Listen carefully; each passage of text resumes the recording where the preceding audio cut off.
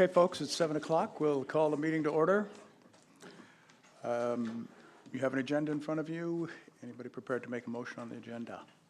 Moved by Councillor Tower, seconded by Councillor Evans to adopt the agenda. All those in favor? Aye. Opposed? Motion is carried. Thank you for that. We have question period. Any questions from audience? Hearing none. We move to disclosure of interest for councillors. You all have an opportunity to look at the agenda. Are there any disclosures to be made at this time? Hearing none. Move to minutes of the regular council meeting of December 11th, which is on page 3 of your package. Had that for a few days. Any comments? Any motion? Moved by Councillor O'Neill, seconded by Councillor Evans. Adoption of the minutes. Question? All those in favor? Aye. Opposed? Motion is carried. Thank you. No business arising from the minutes were noted. Councillor Evans? If it's going to, are you going to follow up about the letter about the garbage being trucked to Nova Scotia? If not, I would like to ask about that under business arising. I'll bring it up in the mayor's report, and you can then ask that's fine. then at that point. If you Thank wish. you. Okay. Thank you. Southeast Regional Services Commission, there is no report as we did not meet last month. So that will move us into item 7.2. Ms. Bickford, Planning. Thank you.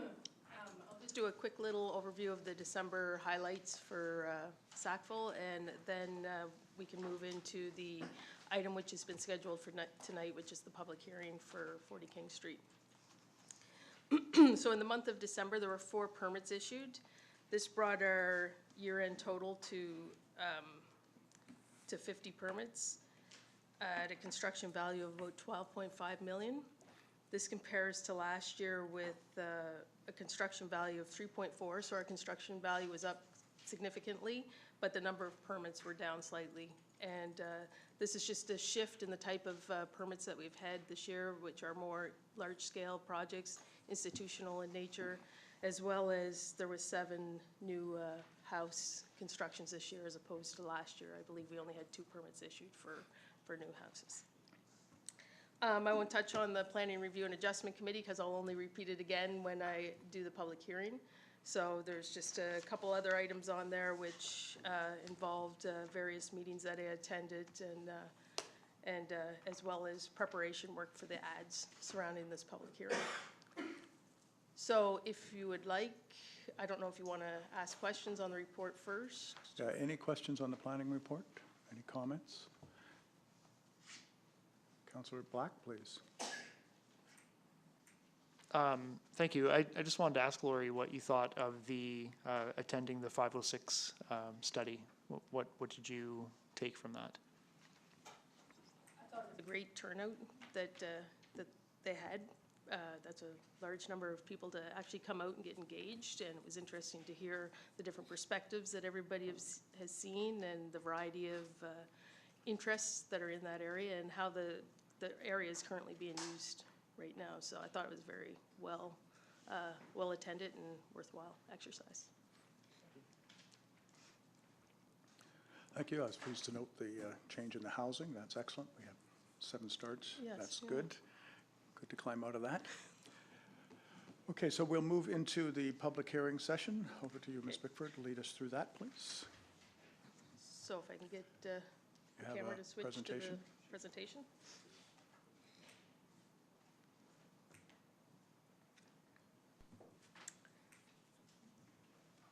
Okay, so this proposal is for 40 King Street.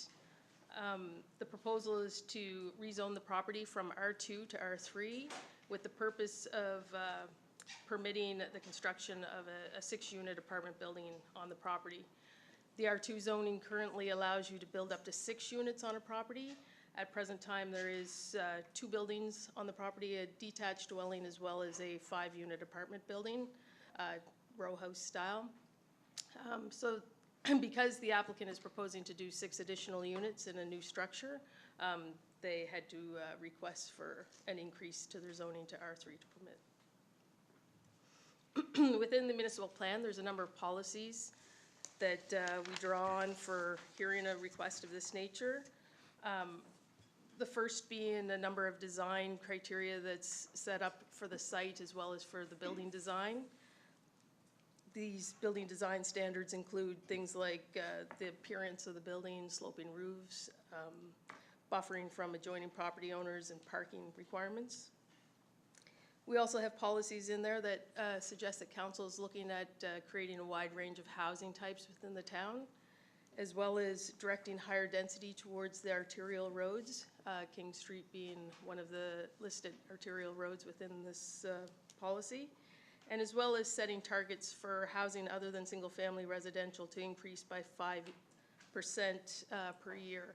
And this is based on the 2005 year, which works out to about 10 new structures per year. We don't tend to hit this target in the run of a year, so, but it does apply to this particular application. So under our zoning bylaw, these are some of the requirements that we have for increased standards for higher density development. As I mentioned, sloping roofs, breaks in material and the design of the building so that we're not having those long, flat walls without any jogs in them, as well as buffering and fencing around service areas such as parking and waste disposal. Hard surfaces cannot exceed more than 50% of the lot area. This would include your roof and paving surfaces. We have requirements in there for proximity to fire hydrants as well as minimum parking requirements, which this particular application, as we move through, does meet or exceed all these particular criteria. So this is an overview of the zoning bylaw. Red is institutional, so you'll see the cemetery and Mount Allison in close proximity to this particular property. It's outlined in orange there, so it has frontage mainly on King Street, but it also does abut Bowser Street as well. So the light blue, purpley color is R2. The dark blue, or the darker blue adjacent to that, would be the R1 zone. And then you see that brighter blue color would be existing R3 zoning within the area. And the yellow down on the corner of King and Main would be mixed use. So during the review of this particular application, there was a number of consultations that occurred between municipal staff. Some of the items that were noted was the importance of having a secondary access point for this particular site. And ideally, there was the ability to go off of Bowser Street, and this was more of an access point for emergency purposes. It was recognized that Bowser Street is a short, dead-end street, so to start to increase traffic flow on there, we felt that that would probably be better served to reserve it as an emergency access and look at implementing some kind of locked gate system at the end, which the fire department would have access to, and that, of course, the applicant would have to keep clear and unobstructed at all times. We would also be looking at making sure that there was sufficient turning radiuses on the site for maneuverability of emergency vehicles. And as well as there are requirements within the zoning bylaw for stormwater management plans to be prepared with any high-density development, which are required to be prepared by a licensed New Brunswick engineer. In this particular case, Bowser Street, because it is a dead-end street, there is some stormwater that does direct towards this area, which any access that they would do would involve modifying that to some degree, and at which point staff are suggesting that it would be a good opportunity to secure any public easements for any services that or stormwater that was on this private property. This is an overall site plan for the property. I've highlighted King and Bowser Street in dark black. The property itself is about 1.5 acres in size. You'll see the existing dwelling at the front on King Street, as well as the existing 5-unit apartment building. The one to the left would be the proposed new structure. So you'll see that they are looking at a 60-foot separation distance between them, having an access point to Bowser Street. It would be at that point where we would be looking at having a gated system. As well as I've noted in the red text, the 2 fire hydrants that are in close proximity to the site. So basically, at this point, the zoning bylaw says if you're not within 75 meters of a fire hydrant, the developer is responsible to put one on their site. But this particular case, this site is well covered by fire hydrants. This is the proposed building that he's considering looking at. It's a 3-story structure at this time, 6 units in total, and 2 bedrooms on each level, or in each unit, 2 units per level. This is a site photo. 40 King Street would be the detached dwelling, the brown one at the front, and then the 5-unit, and where the red arrow is on the photo would be where he'd be proposing to build the second structure, or third structure. This is looking down Bowser, so it just dead ends right now at the end of the street and it's blocked off. So that would be looking at being replaced with a gate system to allow that accessibility for emergency vehicles.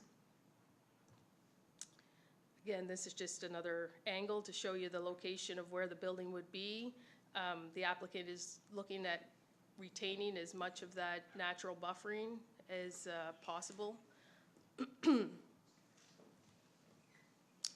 This is looking east on King Street, so you'll see a 3-unit, a couple buildings down, and then we do have 3 buildings with a total of 12 units a little further. And looking west on King, you'll see 40 King highlighted there on the left, and there is a duplex, and you can just kind of see the corner of the building, the apartment building on the corner of Pringle and King. So the Southeast Planning Review and Adjustment Committee, as required under the Community Planning Act, did review this particular application, and they are proposing to recommend the rezoning to council, with consideration being given to imposing the conditions surrounding the emergency access, having the gating system to stop people from using it as a regular travel route, as well as providing adequate turning radiuses on the site, as well as the necessary easements for the stormwater management system of the town. This just shows the draft bylaw. So the bylaw is on the left-hand side. Within the particular bylaw, it suggests that it is not a straightforward R3 rezoning, but a rezoning subject to terms and conditions imposed by the resolution, which is on the right-hand side, Schedule B. Those conditions that was previously mentioned, as well as setting the maximum density at 12 units, is also suggested as possible conditions that council should probably look at imposing if they're interested in pursuing this particular rezoning request. So under the Community Planning Act, council is required to hold a public hearing. This gives the public the opportunity to speak for or against the proposal. The necessary ads have been placed. Setting tonight is that public hearing. To date, I have had 2 inquiries from the public looking for further information on the proposal, and I have not received any written formal comments. So I'll turn it back to you for the public hearing aspect. Okay, thank you very much. So at this time, I'll open the floor for the opportunity to comment on what you've heard. Any questions, concerns that you'd like to say, please step up to the mic, note your name and what you'd like to say.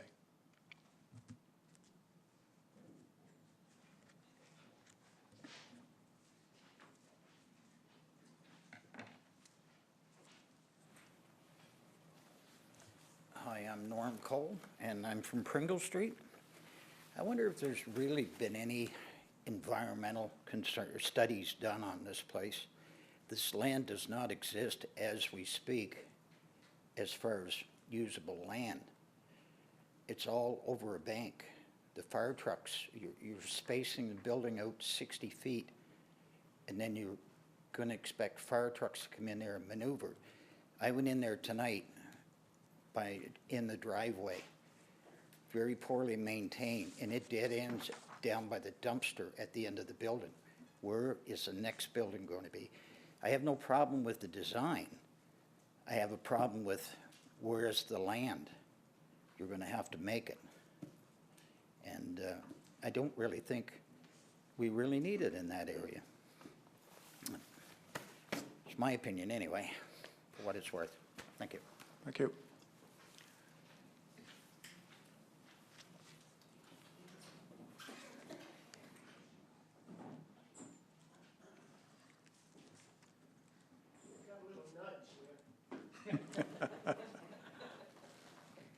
My name's Reg Hansen. I live at 39 King Street, and I've lived there for, well, I built the house in 1971, so I've been there a long time. And every once in a while, the same thing keeps coming up, that somebody decides they want to rezone an area so they can build, put more property on it and this sort of thing. And it gets passed, most likely.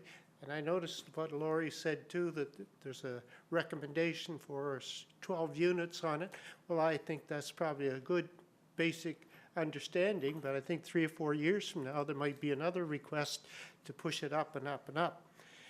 Where I live, I've watched 500, mostly students, I would say, pouring out of the front of 42 and 40 King Street, the buildings that are there. I've seen this summer and this fall 5 squad cars in there trying to control some things. And a lot of this stuff, we as taxpayers are paying for this extra policing. There's also a problem with traffic on that street. It's a narrow street to start with, and then people pouring out of that little street. And from the time people go by Dr. Purdy's office, they start accelerating till they get to the stop sign, not stoplight, at the bottom of King Street. And we've had accidents at that site, and there will be more.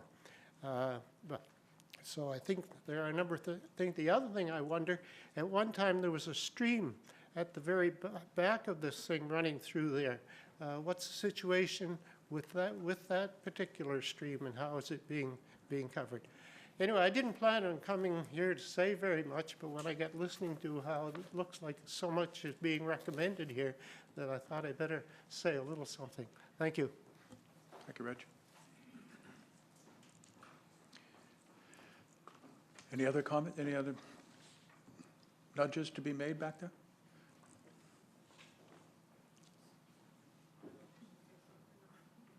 One last?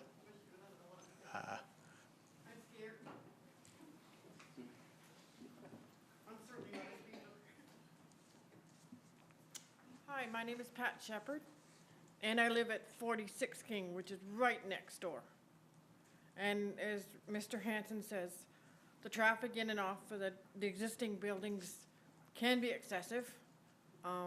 They've had a few parties back there where the parking lot was packed with vehicles and the police had to come and break it up. I lose sleep some nights because of the parties. And for the most part, overall, it's not needed. It used to be a nice street to live on, but it's not anymore. I'm sorry, I'm speaking out of turn here. I'll up now.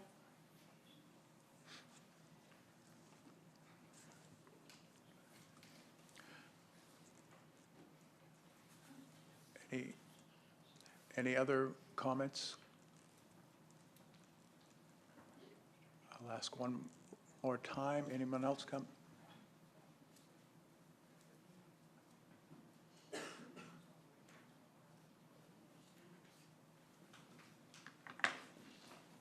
Thank you.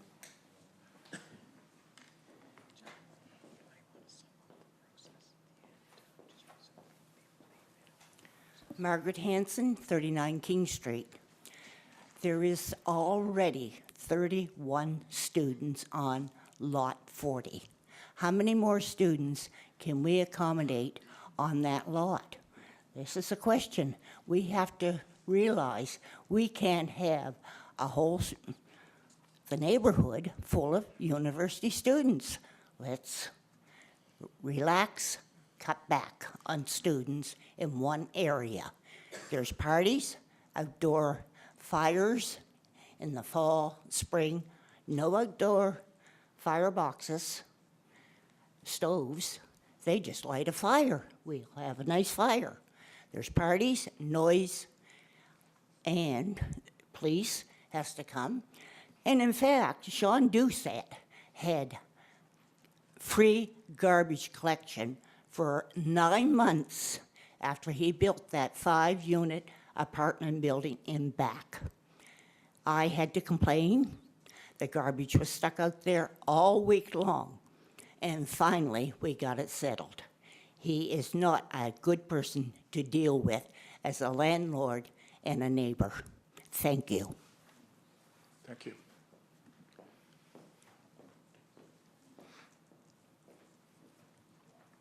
Any other comments to make, please?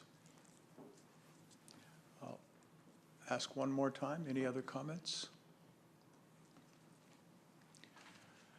Okay, this constitutes the public hearing for this particular item.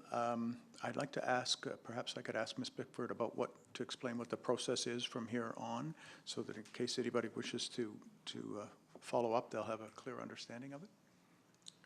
Sure, so this concludes the public engagement component of it. At this point, there would be 3 readings of a bylaw that would be required before any zoning would change. As any other, that's at the council's discretion as to whether they want to entertain the zoning change. So there would be at least a first and second reading, or a first reading and a second and third at a subsequent meeting. Other than that, that would conclude the process. After that, there would be a requirement for, if it was successful, for it to be registered in the registry office before it became a legal thing. The other thing to note in this particular case, because there's a suggestion for terms and conditions to be imposed on this particular rezoning, that council would have to do the readings of the bylaw, and once that occurred, then they would do the reading of the resolution, which would set the official terms and conditions. So if there was additional terms and conditions that were council was interested in posing, we could look at doing that through a resolution as well. So the process, I'm not really clear. If you're suggesting that we would have a first reading tonight, was the suggestion that we would have a first reading which would allow it to be engaged so that there could be a discussion on it. If it goes to second reading, and were you suggesting there might be a change in the bylaw? You wouldn't be changing the terms? bylaw at that The point, terms? because all the bylaw does is reference the terms. So you would be able to still tweak the terms within reason. In reading 2 and 3? Yes, yeah. Okay. Again, there's no requirement for tonight to do a reading of the bylaw, but it is council's choice if they choose to do so. Okay, thank you. Okay, that constitutes the public hearing portion of this. So we are now at stage where we can entertain a first reading. Councillor Evans, would you like to speak to that? Yeah, I appreciate that the public portion is done now, and now it's our portion. Can we ask questions of Lori now, before we have a motion? And I mean, I'm prepared to I don't want to give a whole speech now. I'm just wondering about the process, because there are some points that were raised. The reason I support a public portion of the meeting is so that I can hear from the public, and it's raised some questions in my mind. Well, typically, we would have a motion on the floor so that we can discuss the topic. So Okay. if we wish to have that discussion, we will need a motion and a seconder so that we can open that discussion. Do we not? I think this is different as a bylaw, where we're now at a stage of whether or not you wish to do first reading, and it's different than the motion. Typically, the Mayor's right, we don't have discussions till we have a motion, then it's on the table. In this instance, this was the discussion. Now it's really up to council to decide, are you ready to advance first reading? So I would defer to Lori to say, but I would think if there are questions of clarity around the application, that would be permitted to be asked, so that that helps council decide if you're ready this evening to proceed with first reading, or whether you would just prefer to let it sit until another month and deal with first reading or not in February. Okay, thank you for the clarification. That's good. Councillor Evans, you originally started, so you have your first questions. Yep, put your, Yeah, there we go. I have two questions, and the first one is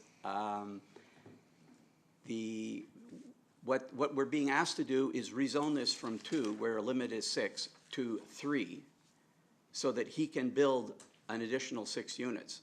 But will it be limited to that? The question was asked, you know, could we rezone it R3, and then with R3, it's my understanding, subject to space, there is no number limit, and that, my question is, could we have a condition that would say yes for 6 units, 6 additional units, and only 6 additional units? In this particular case, the resolution that I prepared, that's a draft one, I've stated within that it's a maximum of 12 units for the very reason of the fact that at the public hearing, we've presented 12 units, so it would be unfair, in my opinion, to all of a sudden have an unlimited number after I've presented and did all the analysis based on the 12, so. My second question is this time sensitive? Is there a reason why we should have first reading tonight? Or is it, if it's not a problem for anyone, could we take some time, hear from people, discuss stuff, not discuss it among us, but take our time and then have a meeting next month? That's, the question is it time sensitive that you're aware of? I mean, everybody would always say they're time sensitive, but my thought is the request before you is to change your bylaw. So if you feel you need more time and you want to give more consideration and get more information, then certainly that is council's prerogative to do that. It's not like you're going to start construction right now? No. Okay. CAO, please. If I could just offer a comment on that too, while there's no urgency to the application, this matter was delayed or deferred from making the agenda in December because we missed it getting on the December council meeting. The developer was interested in getting it to council. Staff's concern was we're not wanting to rush things just so that it gets to council, council not be aware of it, the public not be informed in time, and then we're into the middle of a process, and we've had those experiences before that don't always turn out well. So we've deferred it 1 month in order to try and ensure everyone's ready and informed before they make a decision. That's where we're at. That's not to suggest that first reading has to or does not need to happen tonight. It's your call. Councillor Mitten was first, I think. Thank you. I guess some of the questions that were raised by the public, I'm wondering about as well. That they're, like from the pictures, it's clear there isn't really land that's at the same height. So how would that work? There was the question of the stream that's raised. Will that be impacted? And is there an environmental assessment type of process? Thank you. Okay, so you are correct. There is a significant amount of landscaping that would be required to be done at this particular point. At this point, he hasn't fully undertaken the assessment on that because of the costs that would be associated with designing the site for that level. It could be probable that, you know, he might go to that next step, and if he's successful in getting a rezoning and find out that the cost to modify the landscape would be prohibitive in the development. So he is well aware that there's landscaping issues that have to be done, and there's significant grade changes that have to be adjusted for things like the access for the fire equipment to get to the site. As far as the stream, there is a stream that's located at the back. It's more on the cemetery portion of the property. They would still be required under the provincial regulations to follow any kind of wetland or watercourse requirements. They would also, as part of this process, have to do that stormwater management plan. And in doing that, that's where the engineer's looking at making sure that they are not impacting those in a negative way. And that's when we would look at, through the development process, imposing conditions. One of the things that we tend to do is work with the current town engineer in imposing conditions on any development that would say that they have to have proper siltation fences and protect any of those types of water courses. Councillor Butcher? Thank you. I spent most of the time listening to you and turning this off and turning it back on and turning it up. My question was essentially the same as Councillor Mitten's. So just to clarify in my mind, if we go through first reading with this, we are entertaining the concept that we would change the bylaw that would then allow the developer to possibly increase it, but by no more than 6, and that would still be hinged on meeting all of those issues with the stream, the stormwater, the changes to the land. So by us entertaining this concept and possibly changing the bylaw, we're not approving that to happen, because there would be a whole slew of other things that would need to be met besides the bylaw change for that to happen. Is that correct? A whole slew. Yeah. It is correct in that council passing the rezoning does not guarantee that the development will happen. There's all kinds of things that could happen in between there. There could become, like I'll bring up the landscaping. If the landscaping was too costly for him to do, then, you know, that would be one of those things that would prohibit him from doing it. If he couldn't come up with a satisfactory stormwater management plan, where that's attached as an actual condition of the bylaw, or if council passed those particular conditions, then he wouldn't be allowed to continue with the project. He would have to, any of those conditions that are added, so if we set the limit at 12 units for the lot total, and he came in and said, I want to put a 13th unit in there, then that would be denied. And it does require 3 successful readings of a bylaw. So even if there's one successful, I say it never guarantees that a rezoning is done until there's the 3. Deputy Mayor Aiken?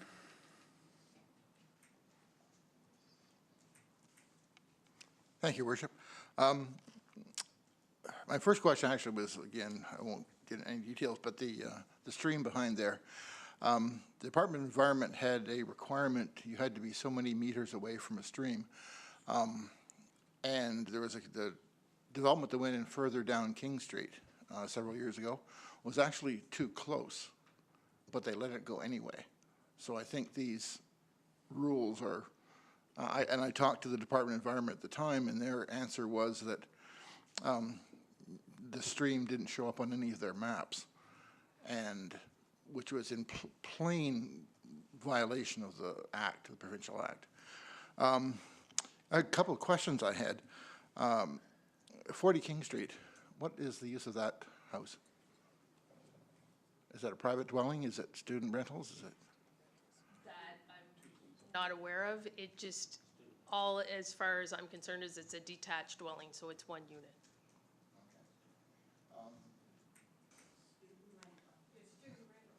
Thank you. Yeah, so I mean, all the rules and regulations aside, my prime concern here is quality of life for people around there. And I've lived for several years on Charlotte Street. I know what having student neighbors is all about. Sometimes it's good, sometimes it's not so great.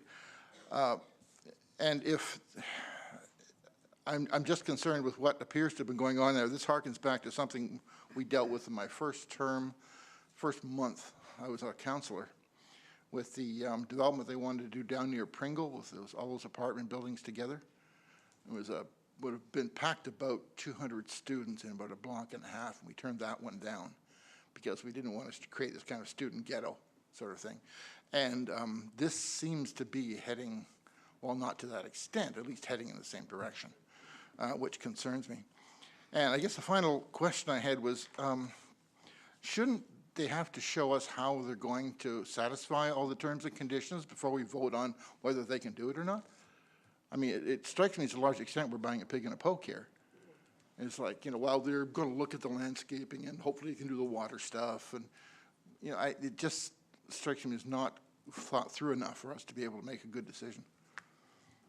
I mean, certainly in a development request, we prefer to have as much information available to us upfront.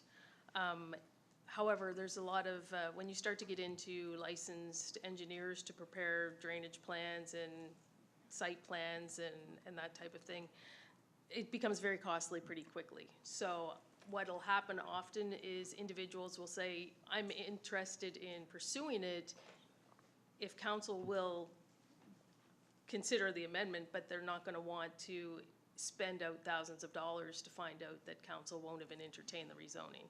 So that's why sometimes you'll see ones that come in that look like there could be potentially things missing, but that's where we have those conditions that we impose on it, so that if one of those items can't be met, then there's that mechanism in place that says essentially that the zoning can't continue forward and the development can't continue forward unless those conditions are met. Councillor Black? Yes. Thank you. Is there any indication as to who he wants to rent to?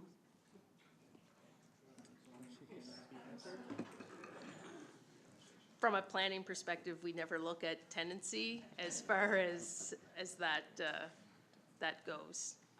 So we try to keep a target for whoever could rent that unit. We would have no restrictions as to that type of, so. It's very diplomatic of you.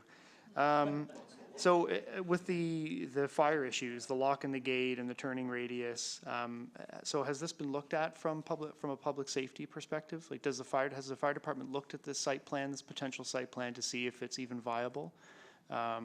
If it looks like it's something that the fire department, like, do they give a thumbs up on this? Do they give a go to it?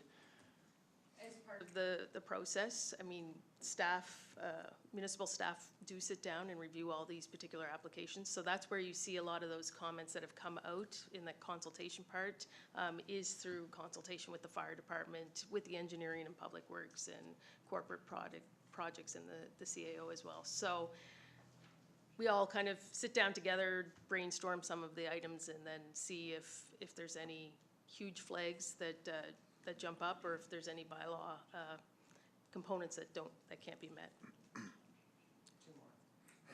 That's it. I guess we have the public hearing so we can hear from people who live in the area, but is there any, has the landowner gone to any of you to talk to you and ask you anything about whether you agree with it, or nothing? No? So it's the process that we go through that, so we just, okay. I just wondered if he would take that upon himself to actually talk to people in the area and ask, okay. And I had one more and I can't remember. Oh, is there any possible cost to the town on this project? Is there anything that we would incur as a cost for the town to say yes to this?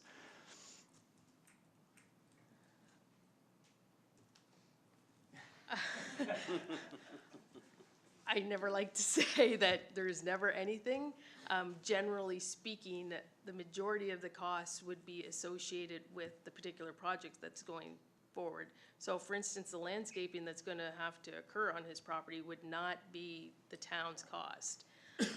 The cost that he would have to incur to hire a licensed engineer is it's borne on him, and again, the building design plans and everything would be his costs as well. Whether once site work starts happening and if there's issues that could happen, that, you know, that's where I'm hesitant to say that. I would never say never, but the majority of the things would be borne by him because it's his request. Same with the easements that we're proposing, that if the town storm does go on there, that would be his responsibility to to provide and secure those. CAO, please. I guess, just to add a comment, I think this is a density question.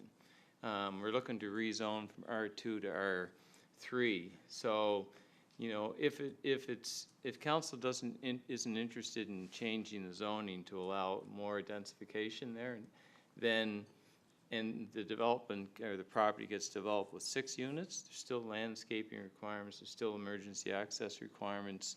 So a lot of those are still going to continue. So don't fall into the falsehood of thinking that if you reject this, everything goes away. The developer still has the potential to develop it as a 6 unit. So it's really about the density for the most part from R2 to R3. And with density, there are some changes, but. Well, he's maxed out on his current density on the Okay, property. I'm sorry, my mistake then. Okay. Councillor Tower? Thank you, Your Worship. I also agree with Deputy Mayor there when he was questioning about that stream because of the fact the way it does flow, and some people didn't even know it was flowing through their basement. But it does, and but these properties, like, I know the area because I used to live up there. And when the apartment house went next to my place, besides blocking all sun from my house, it also drove more water back into the stream, which then made the back of my property wet, and it wasn't beforehand. So I know these things, and so I'm worried that that stream is gonna be an issue, and what they do to litigate, I have no idea. I also question the quality of life. It's a residential area, and it's supposed to be a nice mingling of apartments and residential houses. And I know for a fact that's changed drastically. And I know that when you consider development, you don't look at what is that building going to do to the property around it, about adding the number of students instead of family houses, which I think we need more of. I don't think we're getting enough, and our development seems to be going, let's just go apartment houses, never mind making single-family homes. In fact, you're actually taking property away. But also, to go back to the question Councillor asked about the residential 3, if that apartment house goes on there right now and they came back down the road, is there enough land, if they changed it to residential 3, to put another building in that place?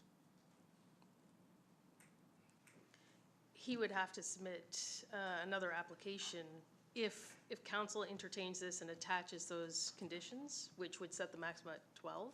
He would have to submit a new plan showing how he can meet the current bylaw standards. And, you know, one of the more prohibitive ones that we would have is this 50% impervious surface.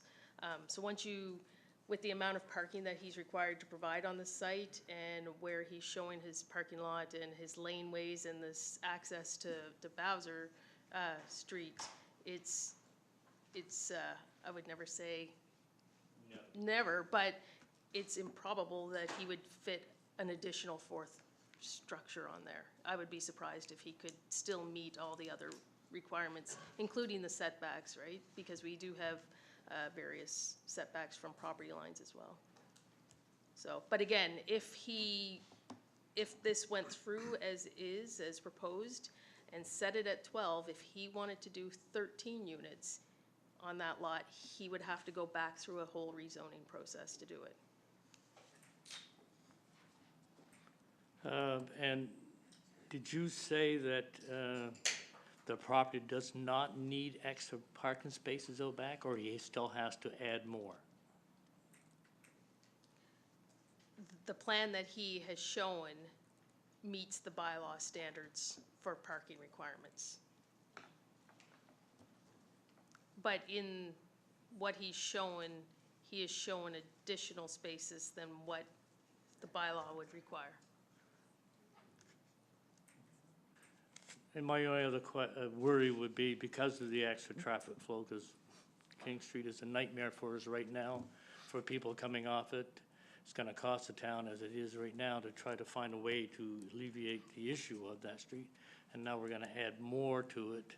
I think we're looking at more trouble, so, but thank you. Okay, this was your opportunity to clarify for questions in terms of the presentation on the proposal. Now the question for council is whether you wish to discuss and provide opinions in a initial reading, or whether you'd like to, well, that will require two people, one to make that motion and one to second it, or else we'll look at it in the future. So I will turn to council now and ask if there is a mover of the motion to hear first reading. I'll make a motion, but actually we defer it until next month and not have first reading tonight. Making a deferral motion, so you move to defer Yeah. to next month. Till next month. It'll give more time for us to turn around and look at it. Seconded by and Councillor assess Tower. and everything, so. There is a motion on the floor, moved and seconded to defer the first reading on this topic to next month. It's open for discussion. Can I speak to, okay. You're Yeah, up. I shouldn't push the button. I shouldn't listen to Mike. The reason I am not inclined to support this motion is the reason the CAO gave, is that it's already been deferred for a while, and I don't want to frustrate the process. The whole reason I voted in favor of starting the process was because I wanted to hear from staff. And I would vote in favor of the motion now because I'm prepared to discuss it further. I have also in the past voted in favor on first reading and subsequently changed my mind. So that doesn't commit us to doing that. But that's the reason why I don't want to defer it, is it's already been postponed. Other councillors? Councillor Tower. Thank you, Worship. I, for the fact, think that just because it was deferred from December to here shouldn't be a factor at all. It's part of the process. If we had received the information from the public hearing else last month, then we would have had a month to look at this and get extra information. And I think getting extra information or more clarity for your own minds is still good for council. And so for that reason, I'm willing to support that motion. Just, you moved. I was going to say, Your Worship, what I agree with Councillor Tower, as a matter of fact, so. You moved the motion, we'll come back to you at the end. So, any other councillor wish to express anything on the motion? No. Now you want to say something? I was just going to say I agree with Councillor Tower because of the fact, thinking funny-wise, Mr. Doucette was hoping to get a Christmas present in December, but that didn't happen. But I really feel that actually we need more time with what I've heard here tonight. And I don't know the land. I haven't been up there, and I'd like to go up and I have a few more questions to ask the fire department and also our public works. And I also like to confer with the RCMP to get more information as to what's going on, plus the residents as well.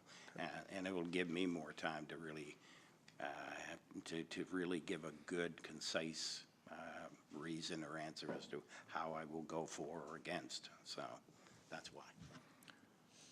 Okay, if there are no other comments, I will call for question. Those in favor of the motion? Aye. Those opposed? Nay from Councillor Evans. The motion is carried. Motion is deferred to next meeting. Thank you. That moves, we move on to item number 8, which is reports, beginning with the mayor's report. It was a short month, but a few things happening there.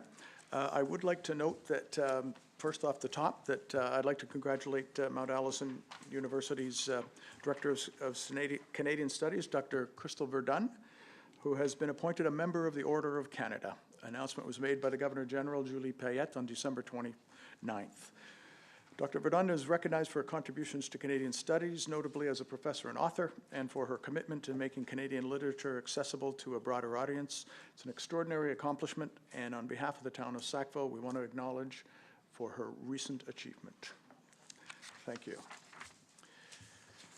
In terms of some of the specific things that I would like you, council, to know about, there were a couple of 2020 workshops. One was with the manager of the Beausoleil Community School in Miramichi. He came down and spoke to a small group of people working on the 2020, and I was invited to hear it. It was a very interesting discussion over the nature of a school within a community. And this is, of course, in a Francophone environment. And the relationship with the school, with all the community resources around it being managed by a nonprofit around the school, and managing the facility of the school on a contract with the province. They don't do anything about education. They simply manage the facility because they have the economies of scale of all of the other community investments around that. A second 2020 event was the New Brunswick ADM, and the superintendent from the Southeast Anglophone District asked the three principals and a couple of guests, including myself, to come to a meeting to discuss the educational component in more detail over what 2020 should be focused on. And in my view, he was very correctly asking that we need to understand what the educational component needs to change, what the manner in which teaching would change, and build from there in terms of the type of school that you would then build. And I think that challenge was very clearly articulated by the senior departmental staff of the province, and they like the concept but want to see it driven by local education professionals who understand and should articulate how they would want to see the system change for their school in the future.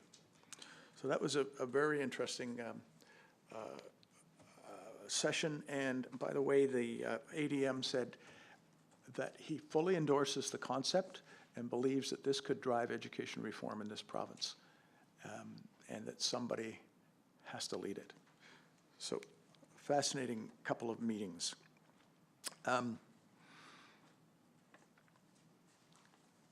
I've had a variety of interests from various media over this typical time, year in review with the Tribune, Work Times. We spoke about both taxes, the fight we had, as well as the waterfall park. Times Transcript spoke about taxes and the relationship we had with the province. They also asked us to get back to them if we had any water flooding, which during the most recent events, which we'll ask about at some point, I'm sure, about whether that happened here. We saw that happen in Halifax, but it seems like we didn't get anywhere near that here. And finally, on that, interviews that a business journal writer of Atlantic Business Journal called and asked about a couple of things. One was he was well behind on the Maloney situation and was talking about Maloney as it would have been 6 or 8 months ago. I declined to talk about where it was because there are a lot of activities right now. And then he switched the conversation over to why am I hearing so much about Sackville and business development? What is going on? How are you guys handling this? He became very interested in the apparent success that we're having in terms of getting a message about being open to attract business. So we stopped our conversation because he wanted specific details about some specific things that I just was uncomfortable talking about. It's not the right time for that, but I think we should go back to him when these things are resolved to follow up on his other questions, which I thought were quite interesting. That I don't know him from anywhere, but he certainly seemed to have an opinion about this town.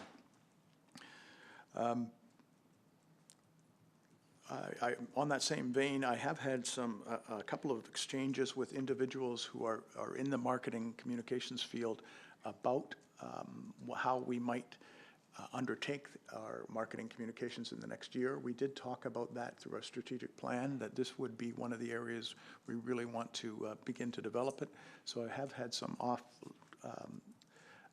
contacts about things to avoid and methods to consider. So we'll talk about that when we get together about some things we'd like to proceed with next year.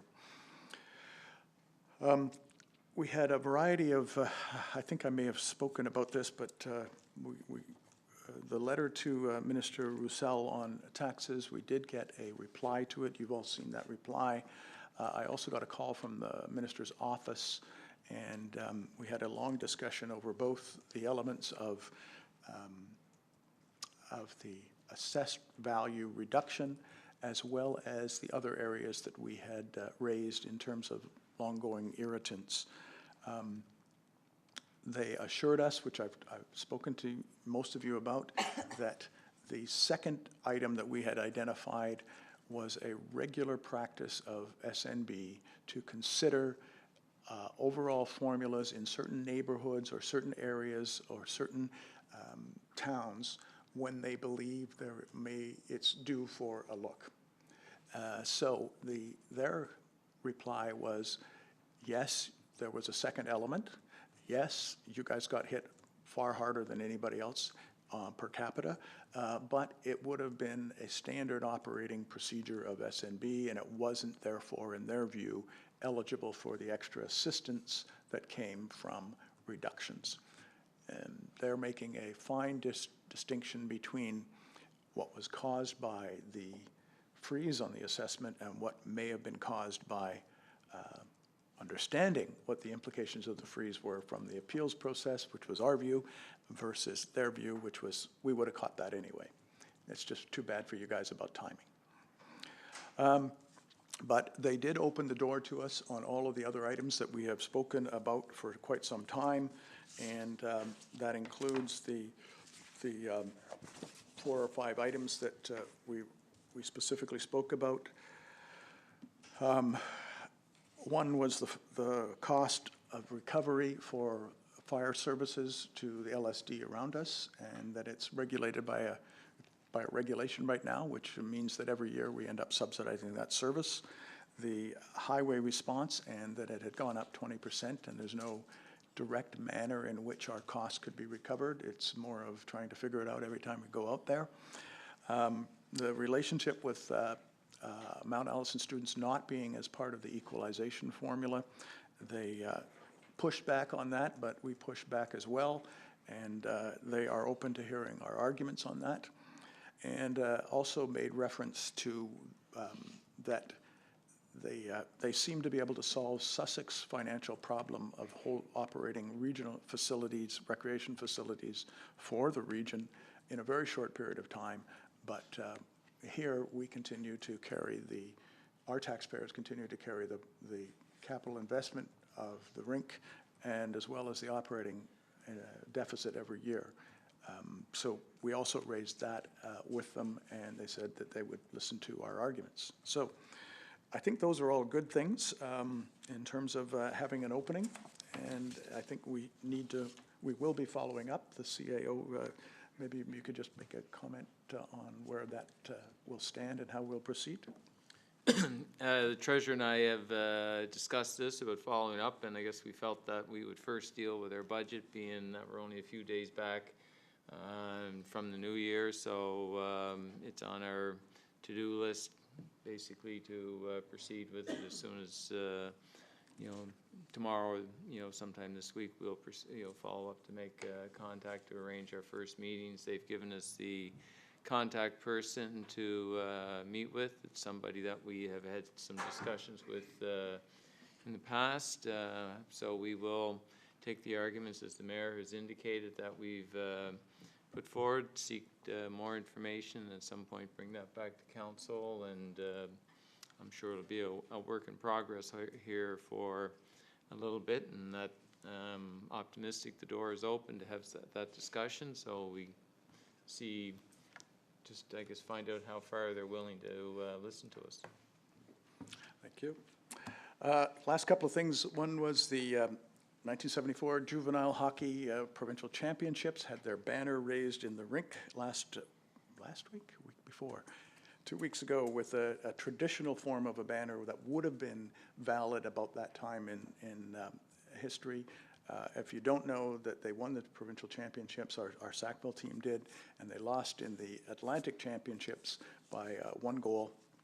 And they all tell me that they should have won.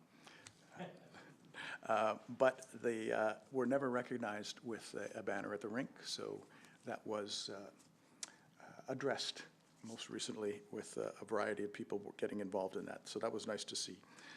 Finally, the levy, I do want to thank staff for the manner in which it was set up. It was a very comfortable environment. It was, it went well, I thought. We had a good turnout and a lot of positive comments about how it went. And so I would appreciate people taking time out on the New Year's Day to come down here and talk with us about what they think is right and wrong, and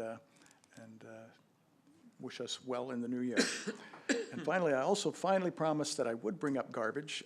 We did set a letter, and I'm just bringing the topic up so that Councillor Evans can ask a question about where we stand.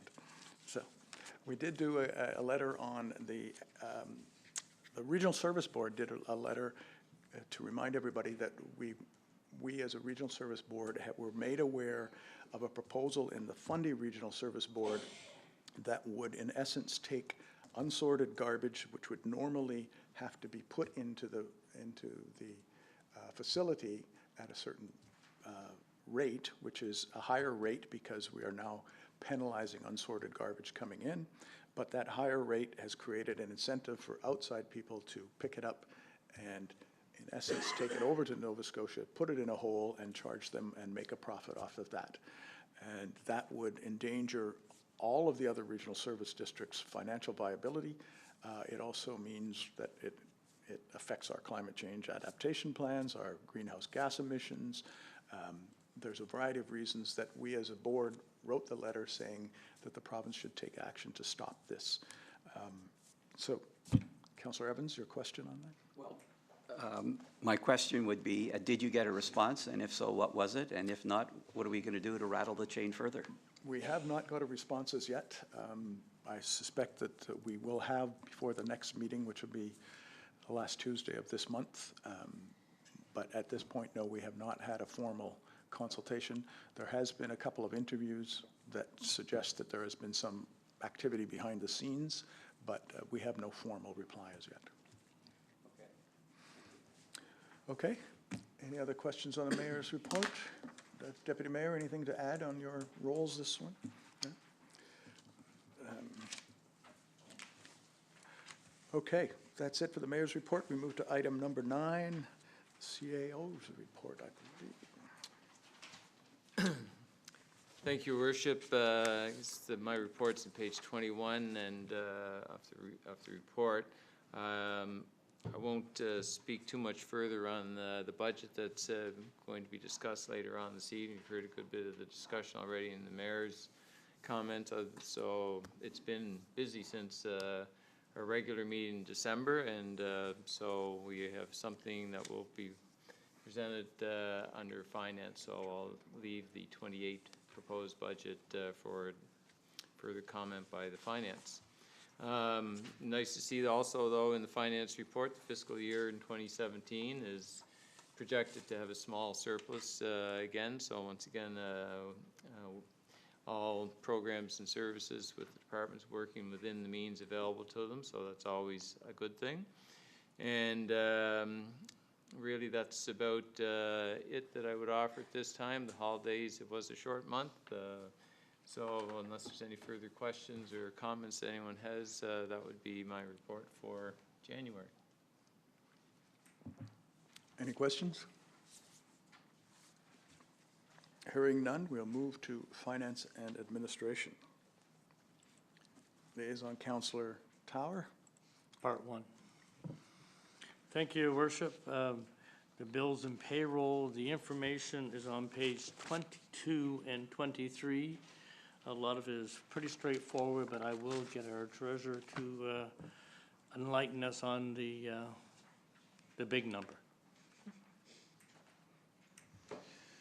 Thank you, Councillor Tower. The accounts payable report on page 22, you will see that there are large numbers for payables for the month of December. For example, in general government, of the $4.4 million that was paid, $3.4 million of it was paid for transfers between our own accounts. That's basically every December we process our due to, due from transfers. So for example, our general capital fund paid all the bills for our capital projects. And then the money that comes in from the province and for the infrastructure program, that comes into our general operating fund. So what needs to then happen is through capital out of revenue chargebacks, those equal amounts get charged back to general revenue. And in December, we need to do our transfers to balance our bank accounts. Basically, throughout the year, we see our general capital fund go significantly in the negative, and our general operating fund go significantly in the positive. And these transfers balance those bank accounts out at the end of the year. So of that, the general government, 3.4 million of the 4.4. The remainder was power bills through the month and our normal bills that we would normally pay. In utility government, 1.4 of the 1.5 was for transfers. In general capital, there was no transfers made, but there were significant invoices there for Lawrence Street and the EMO storage facility. And in utility capital, 1.9 of the just over 1.98 of the just over 2 million was transfers to the utility government fund, because again, the utility government fund receives the revenue from the infrastructure program, but the capital was paying the bills. As well in utility capital for Bridge Street sewer lift station project. On page 23 are the two pays for the month of December, and the overtime related activities are noted there. I can answer any questions if there's anything further. Okay. Any questions? Always big numbers at the end of the year. And nope. Councillor Tower? Thank you, Your Worship. Motion, I move that council accept the bills and payroll for the month of December 2018 as December 2017 as follows. General government, $4,413,929.09. General capital, $935,838.16. Utility government, $1,534,234.87. Utility capital, $2,007,594.84, and salaries of $198,879.70. Moved by Councillor Tower, seconded by Councillor Finney. Comments, questions? Question? All those in favor? Aye. Those opposed? Motion is carried. Deputy Mayor, you continue. Thank you, Your Worship. The report for Finance and Administration appears on page 24, and I've been advised by the Treasurer that it's pretty much the same as any other month. So given the importance of the budget this month, I'm going to go directly into that. When I'm finished with the budget report, you can ask the Treasurer questions on that, on the more general report. So for the 2018 budget, the general operating budget, the total general budget for 2018 proposed is $10,831,824. This is a decrease of $1,563 from 2017 to 2018, but we continue to balance this year to year. The 2017 budget was $10,833,387. Property tax represents 89.29% of our total revenue. in any given year. And for example, this year it would be 9.6 of the 10.8 million in the budget. Our total equalization grant has been cut continually since 2013 in a total of $464,000. And our total equalization grant for 2018 is $66,007. This is approximately 10% of what the grant is for other municipalities in our group. This significant reduction and the formula they use to calculate this is concern to us, and we received willingness, as the mayor has talked about, to discuss this matter further. And believe us, we will be talking about this a lot. In 2018, Service New Brunswick implemented an assessment reduction of 1.47%. This means the average property in Sackville, not average now, some went up, some went down, but the average property went down by almost 1.5%. And this is a loss of $9.2 million in assessment value from 2017 to 2018. And the indication is approximately $7 million of this is a market value decrease. The assessment decreased by 1.5%, resulted in $143,257 of lower revenue for the town in 2018 over 2017. And the one-time financial assistance from the province of $51,854 still left a difference of $91,403 in revenue for year over year. On the positive side, this does mean that the average house or average property in Sackville decreased their assessment by 1.4%. A 1% market value reduction on a $100,000 valued home would reduce assessment by $1,000, saving the property owner $15.50 in property taxes before any change in tax rate. And as you'll see later, we're proposing a 1% change in tax rate, which would still leave the property owner ahead by about $5, the average property owner. The tax rate has remained unchanged at $153.5 or head per $100 of assessment for a decade from 2004 to 2014. And was then increased in 2015 by $0.015 of total assessment. And a 1% increase in tax rate means the tax rate has gone up 0.25 per $100 of assessment in over 14 years. The 2018 tax rate is proposed to increase by 1 cent, which would be a rate of $1.56. With a 1 cent increase in tax rate, it results in an increase of $10 in taxes for a $100,000 home. To put that in more prosaic terms, a $300,000 home would be the equivalent increase of a small double-double and a donut at Tim's every month. With the overall assessment decrease in market value by Service New Brunswick, property owners should see a decrease of $15 in taxes. The end result is the property owners in this example will still see an approximate $5 saving, as I mentioned, and their tax bill of over $100,000 in assessment. Therefore, the following is what we are recommending for the 2018 budget. First of all, there are no cuts in services presently performed. Secondly, we'll maintain the current programs and services in 2018 that were provided in 2017. A decrease of $33,470 in estimated RCMP policing costs in 2018 over 2017.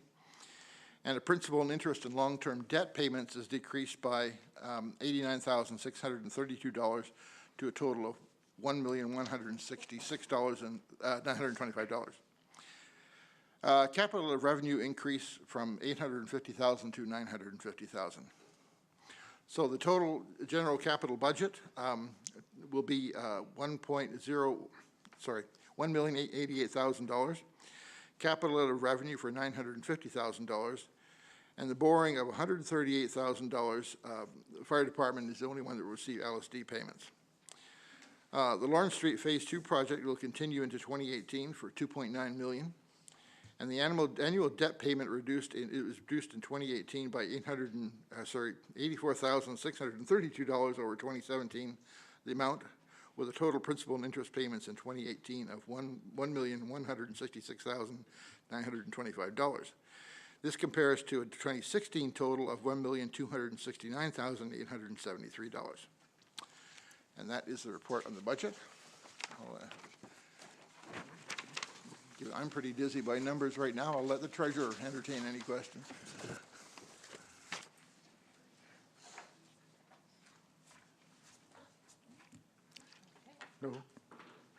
No questions? No? Okay. Deputy Mayor, have a motion? I move that on the 8th day of January 2018, the municipality of Sackville, New Brunswick resolved that the sum of $10,831,124 be the total operating budget for the municipality, that the sum of $9,671,962 be the warrant for the municipality for the ensuing year, and that the tax rate for the municipality will be $1.56, that the council orders and directs that levying by the Minister of Environment and Local Government of said amount on real property liable to taxation under the Assessment Act within the municipality of Sackville, New Brunswick, adopted this 8th day of January 2018, and authorize the mayor and clerk to sign and seal the budget documents. Moved by Deputy Mayor Aiken, seconded by Councillor Tower. Open to the floor. Councillor Black.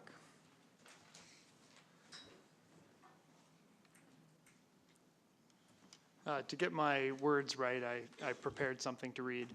Some of it might be a little bit of a repeat, but due to the fact that there is a tax assessment freeze and that Sackville has had a decrease in our assessed rate, we have had to cut money from our operating budget to cover a shortfall. After town staff worked through the budget and cut money where they could without sacrificing service status quo, we are left with $60,000 that we need to find. Council was given 4 options to address this issue, one of which is to raise the tax rate from 1.55 to 1.56, as the Deputy Mayor said, and that is a motion that's before us tonight. I'm speaking against this motion after speaking with many constituents who don't want to see the amount of taxes that they have to pay go up. Furthermore, if the property tax rate goes up, the business tax goes up by 1.5. For a council that wants to certainly promote new business, but more importantly strengthen our existing businesses, this increase seems counterproductive. Sackville has been dealt a bad hand, but there's no reason to increase taxes to compensate, but rather cut spending to make ends meet, which is what most Sackvillians would do with their own personal budgets. I encourage town staff and council to discuss what we could delay, not cut per se, but delay in our capital projects to make up for the $60,000 lost revenue and save our constituents and business owners from shouldering this burden. Thank you. Thank you, Councillor Black. There was another button. Councillor Evans? Yeah. I will be speaking in favor of this motion, and I too prepared something. And I will extemporize after I read what I've read to comment on something that my colleague said. Our tax base was reduced by $12 million. That's the gross reduction. There was an increase in value because of new construction, but it was a $12 million reduction. And only part of that was due to appeals, about $5.5 million. The province is effectively saying that the rest of that reduction, over $6 million, will show up in the spring assessments of people who did not appeal their taxes. Now, we have no way of verifying that because this is something that's aggregated by the province and we don't know. We're going to have to trust them. They said they made a mistake, they charged too much, and they're going to correct that. What that means is that in 2017, the town provided the services people wanted and balanced the budget doing so. Because of the provincial assessment error, some taxpayers paid too much, and this means that some paid relatively too little. In 2018, those taxpayers whose taxes were too low will be getting a small 1 cent per $100 valuation tax increase. And those taxpayers whose taxes were too high will have their assessments reduced, resulting in a net tax cut. And the town will continue to provide services people want and will continue to balance the budget. The comment I want to make about what my colleague suggested is this is not a one-time problem. Our tax base has been reduced, and this is going to stay as low as it is. And so if it were a one-time thing, I would be in favor of postponing doing something until there's money. But if we don't raise taxes now, the deficit that we face next year without the additional funding will be even greater. And so that I don't think that is an effective way to deal with the problem that we are faced with. And so, with respect, I disagree with you. Deputy Mayor. Thank you, Worship. I'll be supporting this motion because I moved it.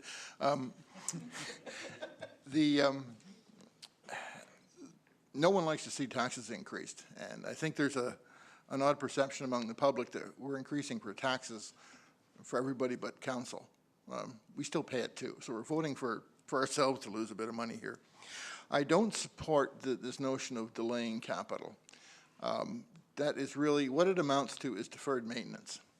And deferred maintenance is something that got us into this pretty horrendous infrastructure problem we have across the country right now.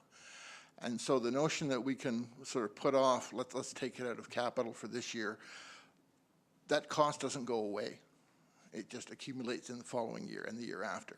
So that, I think that is kind of it would work for 1 year, but in the long run it wouldn't.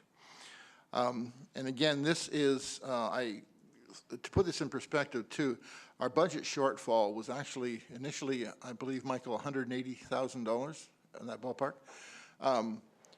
Through cuts and through Michael, I think, being very unpopular among the various managers of the town, we cut 120 out of that. And when we hit this point where we need the extra 60, we just couldn't cut any more without cutting services. Okay, so that's where we got to. So that's the reason. I mean, it's 60,000 doesn't seem to be much in a $10 million budget, but in context, we've already cut 120. Yeah, thank you. Thank you, Deputy Mayor. Councillor Finney. Not confer, but agree with Councillor Black. As a matter of fact, I don't think actually an increase is the way to go. We have other options. We had 4. Decreasing the amount of money we are putting out for capital projects, putting them off for another year would not hurt.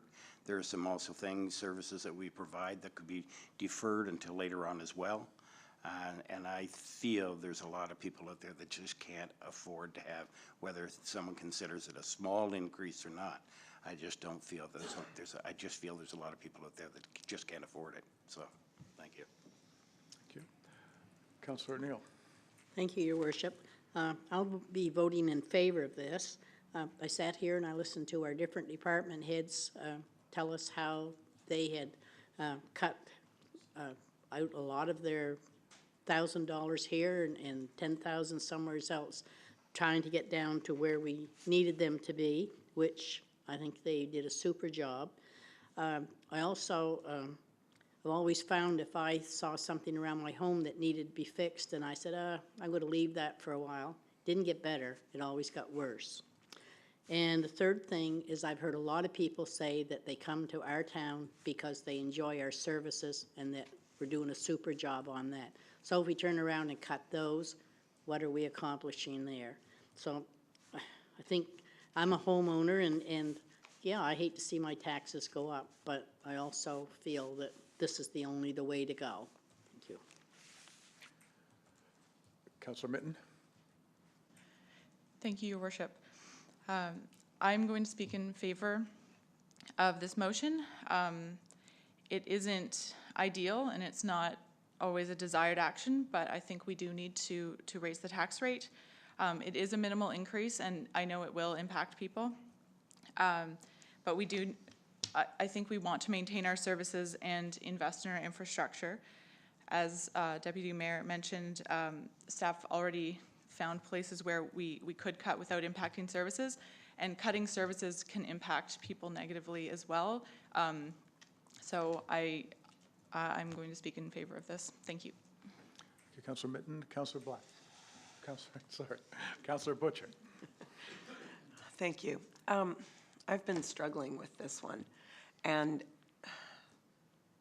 one thing that Councillor Black said was, if this was my personal issue of having spent too much or thought I had to, I would cut something back. And I still can't wrap my brain around the new normal of us paying more for the same thing. I realize this may be our new normal. This is our new normal. But I still struggle with trying to figure out not cutting services, but maybe we're not, maybe we don't,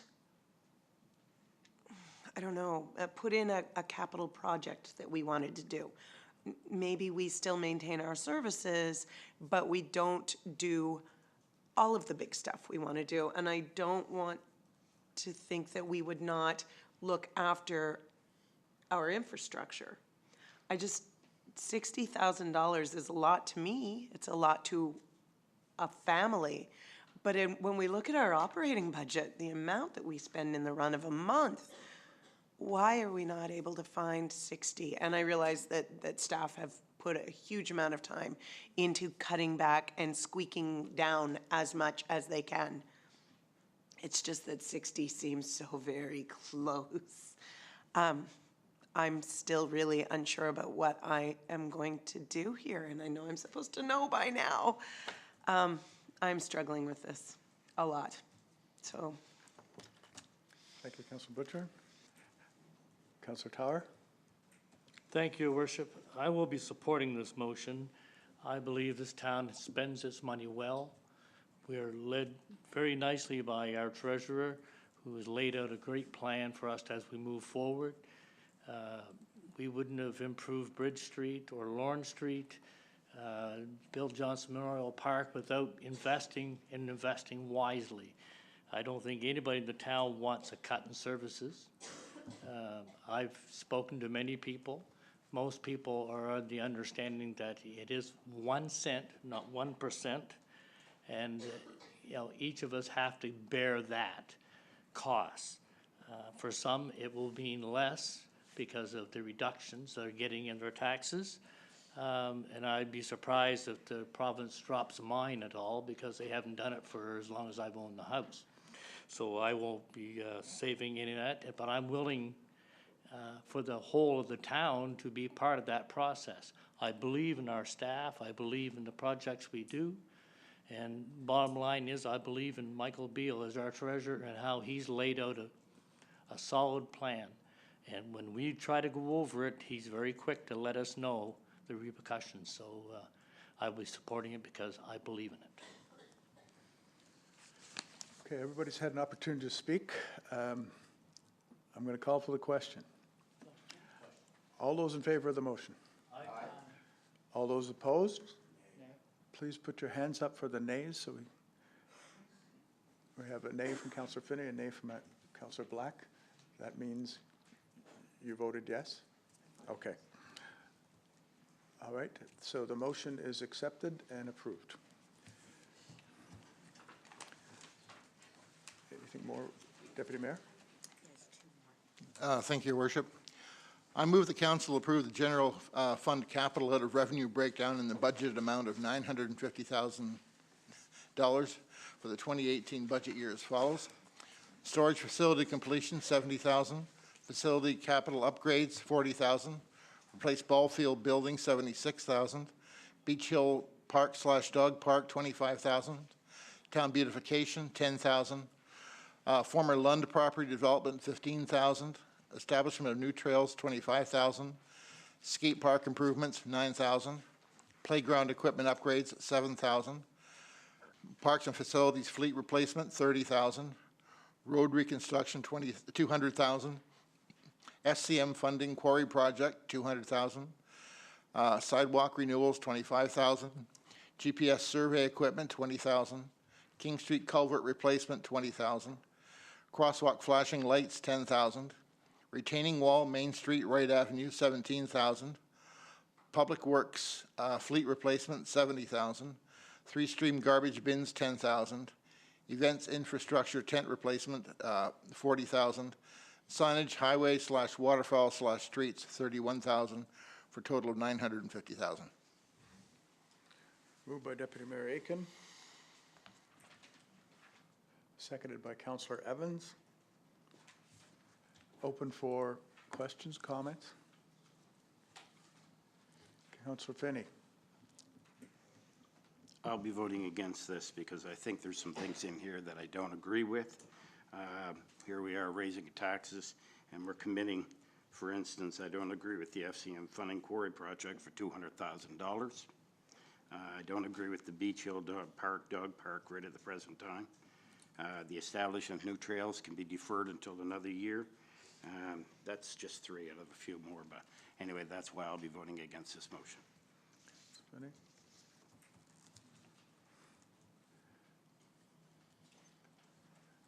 No other wish to speak? I'll call for the question. All those in favor of the motion? Aye. Opposed? Nay. Councillor Finney is a nay. Rest are. Motion is approved. Deputy Mayor, you have another, or? One more? No? Thank you, Worship.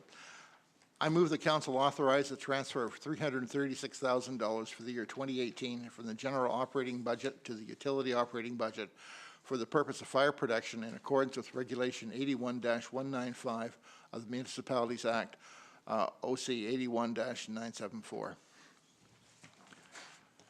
Moved by Deputy Mayor Aiken, seconded by Councillor Finney. Do you want to give us a little bit of context on that?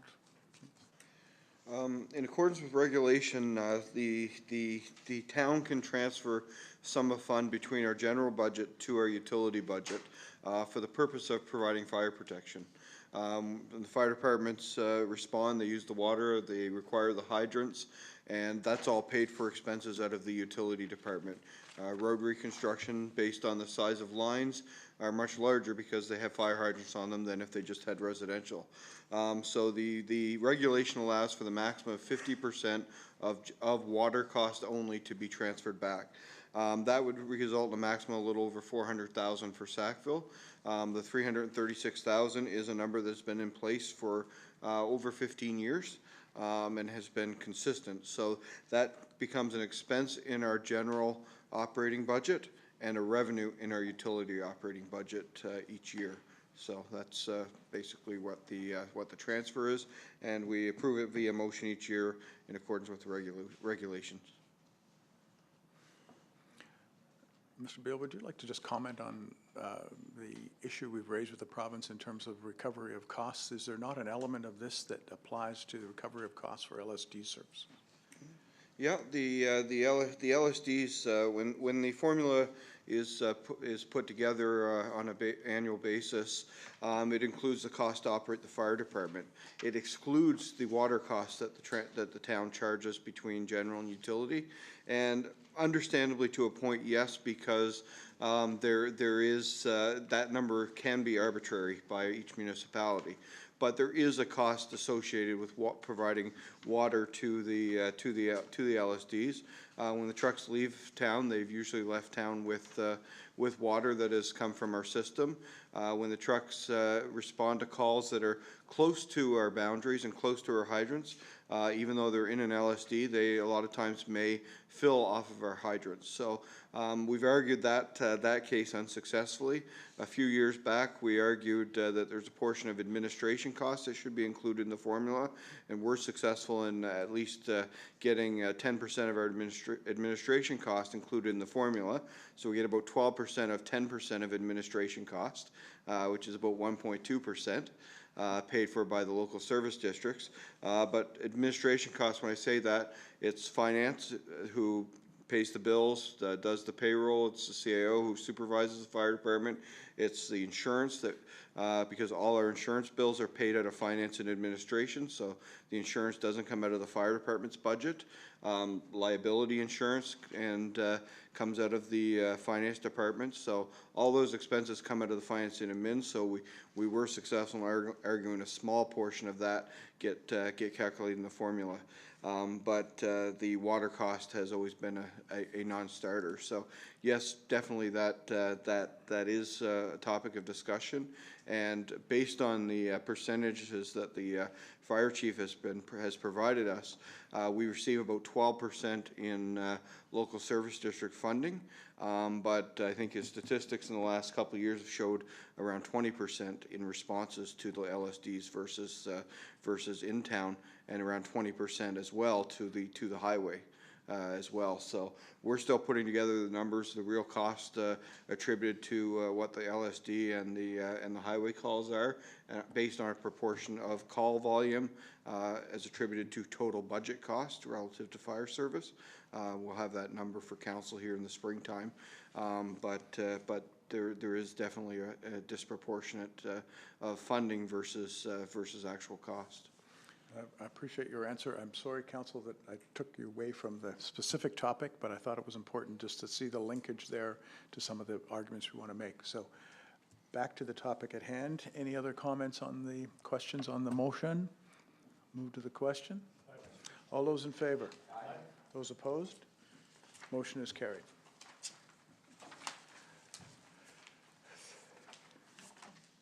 That it for Deputy Mayor Aiken? Thank you. We'll move on to item D, Tourism and Business Development. Councillor Mitten. Thank you, Your Worship. The report is on page 33 of the packet.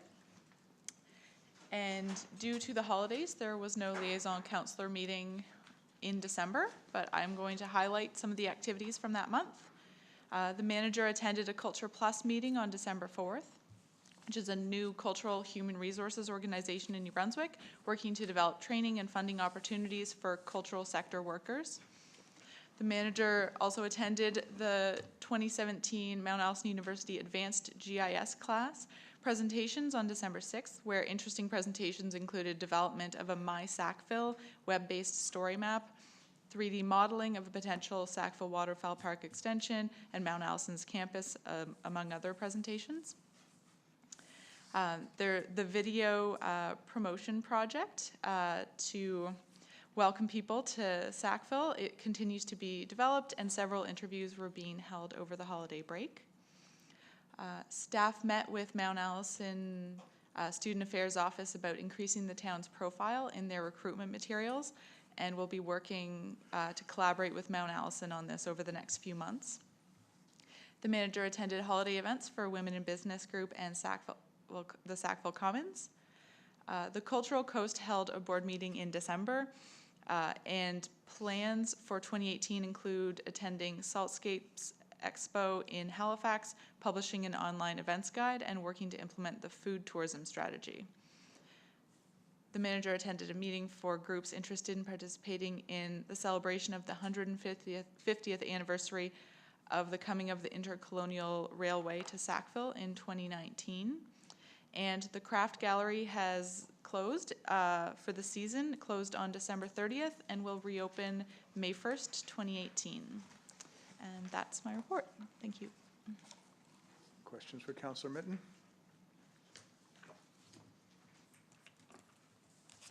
Looks like you get off easy. Excellent. No motions? Thank you. Move on to Public Properties and Facilities. Mr. Councillor Tower. Thank you, Your Worship. The information is on page 34 and 35. As we all know, the month of December started winter control for the season, and several snow events to deal with, including plowing, salting, sanding, and sidewalks. Due to abnormal temperatures and fluctuation in December, they were also busy dealing with both snowstorms as well as rain to freezing rain conditions throughout the month. The staff has completed the final installation of the roadway markers in preparation for this winter control. Public Works has completed installation of the stormwater connection to the new storage building as part of this project for the water system. The utility departments, along with Public Works, continued to work on the construction of the new Bridge Street lift station throughout December, and this work will be completed early this month, from my understanding is. The utility department continues to work on the water meters, which is, as we all know, an ongoing activity for us. The engineering department continued to work with Crandall on the Lawrence Street reconstruction water mitigation project. Phase 1 is all the work has been done and all deficiencies have been solved. Engineering department continues to work with Crandall on the EIA process for Phase 2 of the Lawrence Street reconstruction and storm water mitigation. When it comes to Tanamar Memorial Civic Center, additional hockey tournaments in the month of December were the Dave Wheaton Invitational and a Mites and Novice Jamboree. Several Titan boys and girls games took place in December, as well as several minor hockey. They're now looking forward to having the Mount Allison women's varsity team back in action in January. Public skates are held on Monday, Wednesday, Thursday, and Friday from 12 to 1:30. There's also a pickup hockey for all ages on Fridays from 1:45 to 3 p.m. There was a fire drill that was held at the Civic Center in December, and some minor issues were noted and corrected. And these such improvements as in communication devices and other. And I'll ask the chief if he would address this issue. Thank you, Councillor Tower, Your Worship, members of council. So Fire Services worked with Civic Center staff in the month of December to ensure that they had a proper fire evacuation policy in place. There was a couple additional items that come out of it where there was some strobes and some audio alarms added to the Adult Learning Center for their own well-being and protection in the event of a fire drill. That being said, we are also educating the Civic Center staff so they can put that information out to their user groups. So when there is a fire drill or a fire evacuation that needs to take place, when the ice surface is full of participants, those user groups will know exactly what to do to get people off the ice and get outside as quickly and safely as possible. I might add to that as well, we've recently done fire drills here at Town Hall, and we'll be working with the other departments as well to ensure they have proper policies in place.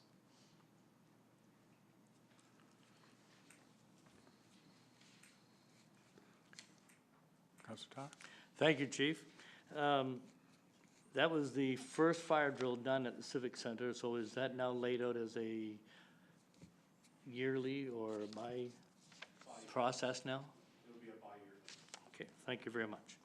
For municipal parks, Public Works will keep the walking trail on the old rail bed and the main section of the trail in the Waterfowl Park from Clarence Street to Main Street by the Drew Nursing Home open as time and resources permit.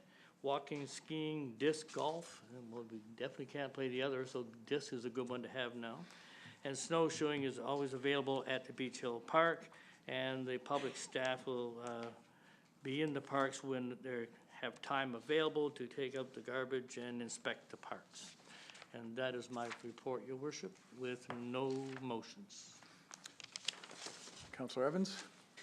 Yeah, I always like to take the opportunity at a public meeting to pass on kudos that come to me for work that's done by staff and our contractors. I've had several people who are not interested in town government or anything, say they're really impressed with Lawrence Street.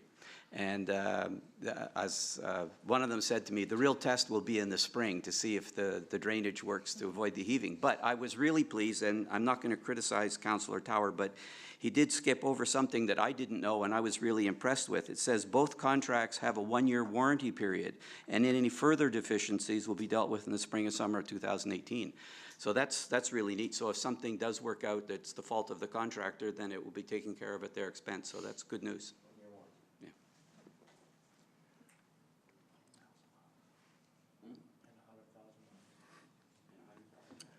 Any other questions on the report from Public Facilities? No? Okay. Thank you. Recreation programs, Councillor Butcher?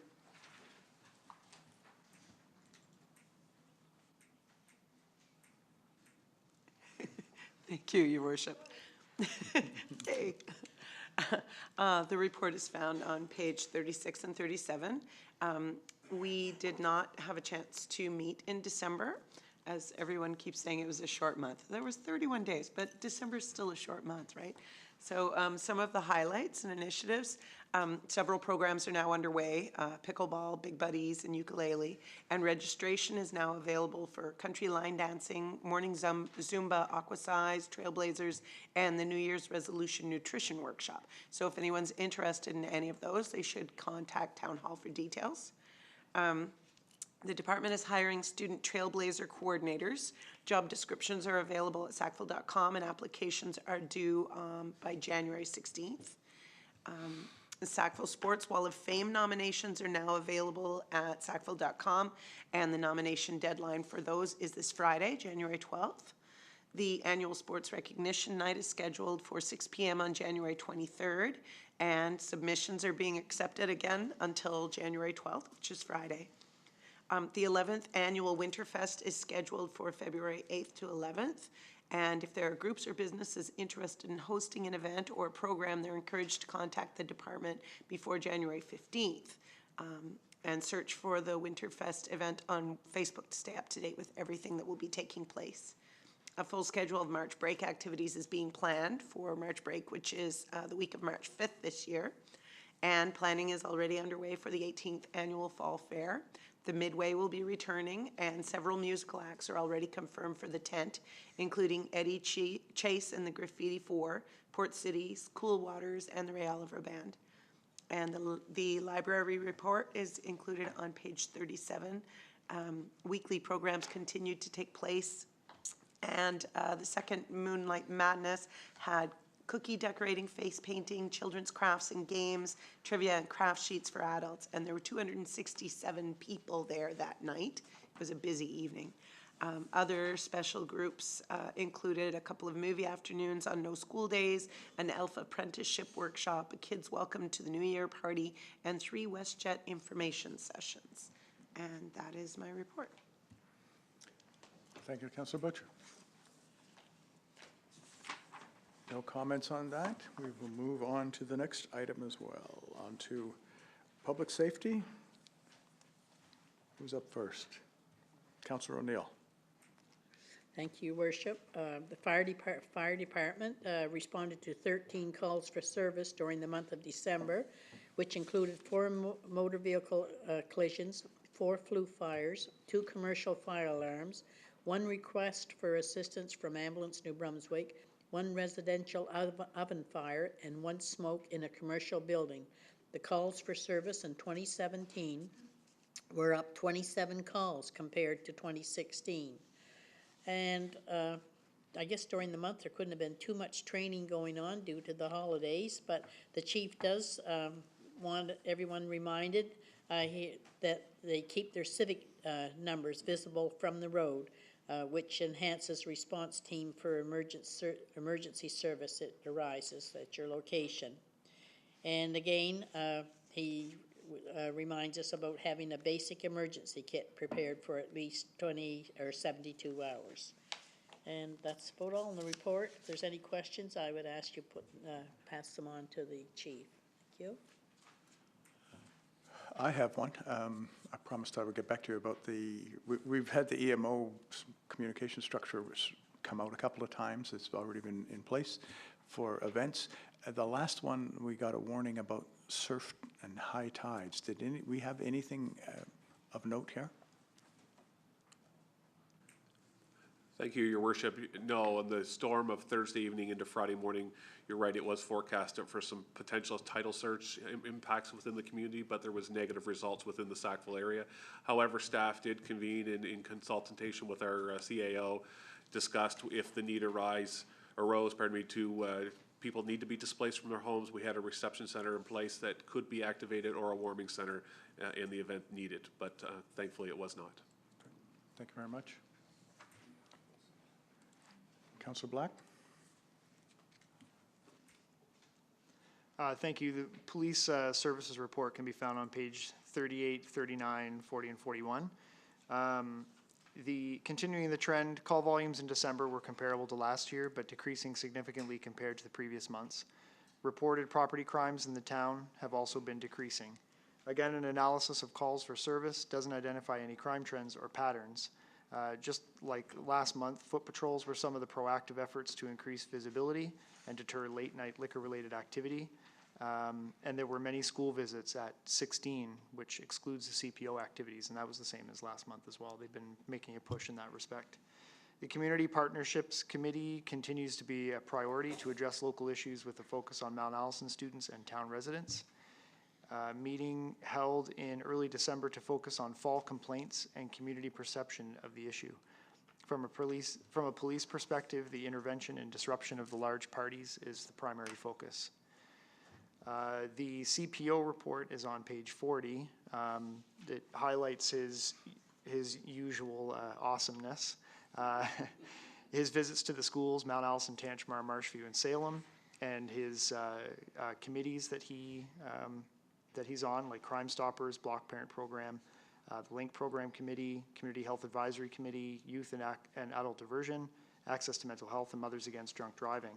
Of particular note in his report, though, he continues to work with MAD Canada, and he's still pushing hard for Sackville volunteers. So if there's anybody out there who wants to volunteer with a great organization, you should look up JF and get in touch.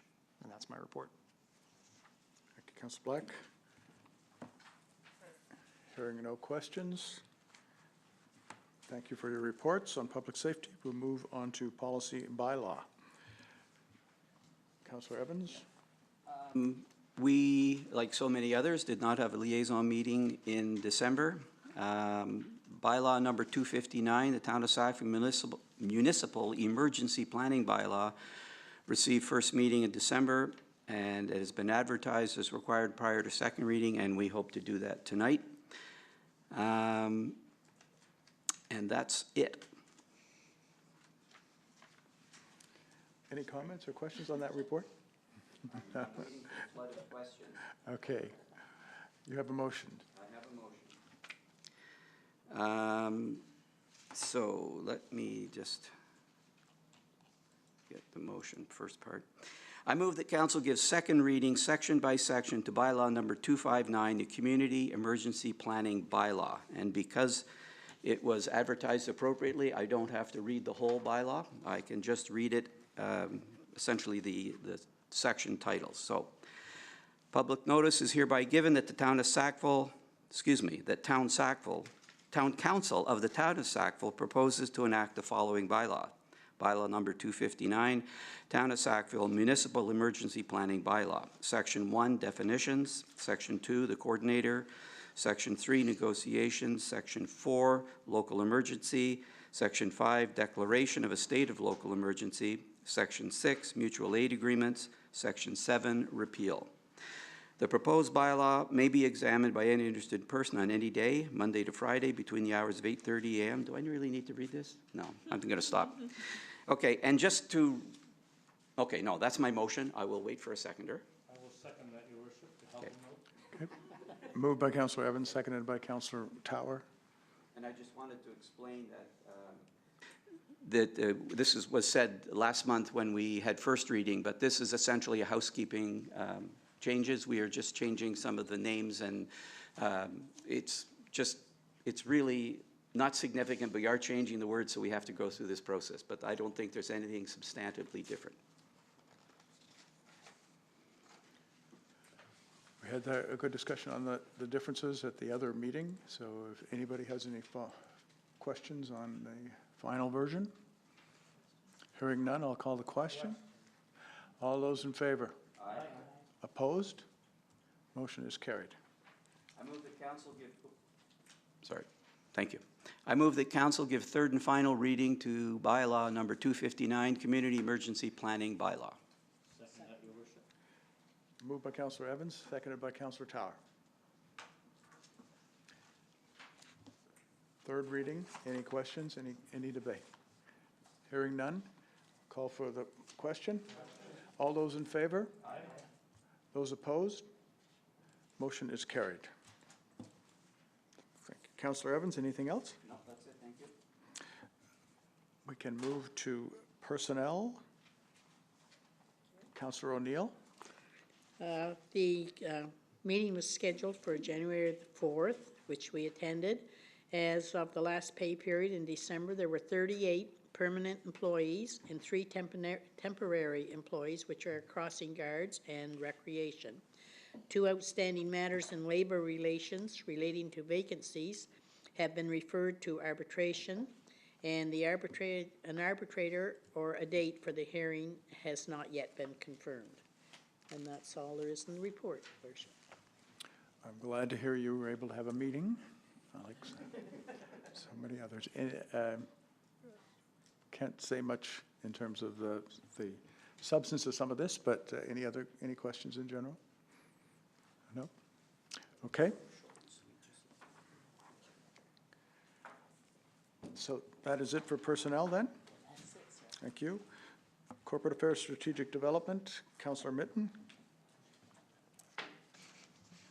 Thank you, Your Worship.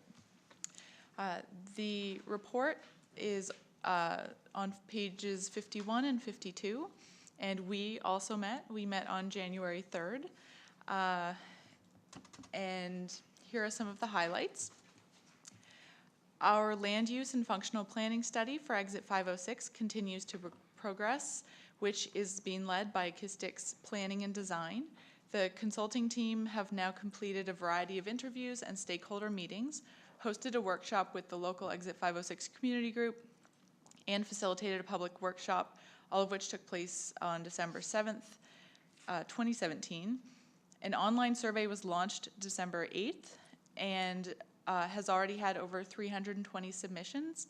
My understanding is that it's scheduled to close today, so you still probably have a few hours. I encourage anyone who hasn't already to go to sackville.com and fill out the survey. And thank you to everyone who's filled it out so far. That's really great to have so many people engaging in the process. The consulting team is currently working on a framework plan before proceeding to a draft plan in early February. Staff was pleased to assist the fire chief with a new standard operating procedure for flooding events. This follows the adoption of a standard operating procedure for highway closures that was completed in 2016. The Legion Banner Project has been such a success that we are already planning an additional 22 banners for this year. Interest in the program continues to grow, and staff look forward to working with Garth Zwicker to ensure that we see the additional veteran banners on our streets and public areas in the fall of 2018. For the years of 2019 and 2020, targets will be 20 new banners each year, bringing the total to 100. Throughout the 2018 winter semester at Mount Allison University, we will be welcoming several students as part of the Geography and Environment class being instructed by Dr. Kristen Lowett. Students will be providing some assistance with civic engagement and to help us see and understand what other municipalities are doing to get people interested in municipal government. I'm looking forward to this, and additional details will be provided next month. Community Partnerships Working Group met on December 5th. The group used the time to discuss similar neighborhood issues and initiatives that have taken place in Antigonish and Halifax, as well as reflecting on local area and stakeholder reports over the fall semester. The next meeting is anticipated for this month. And a brief update on Heritage. The Heritage Board held the regular meeting on December 19th. The board recommended that the Heritage Officer approve a Heritage grant to Linda Simon at 87 York Street.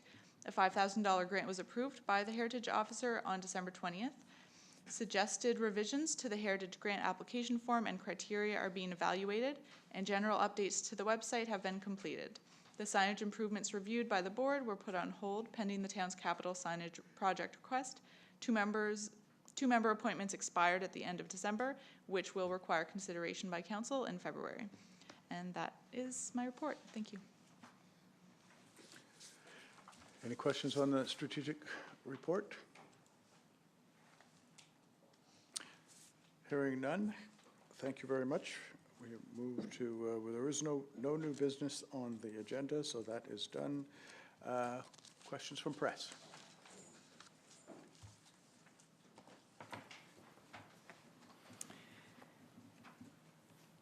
I missed the vote, how the vote went on the tax increase, what the numbers were. How did it go? 6 A's, 2 nays. 6A, 2 nay. Okay, great, thank you. I just need a brief statement, a concise statement of how it was possible to cut $120,000 out of the projected budget without reducing services. Mr. Beal, would you like to?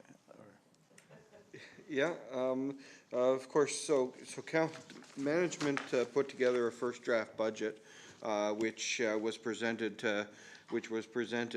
At that point in time, once we received our actual tax base, the original first draft budget looked at potential. All indications were we would see a very minimal increase. So we worked on based on the fact we would see a 0 to 1% increase in tax base.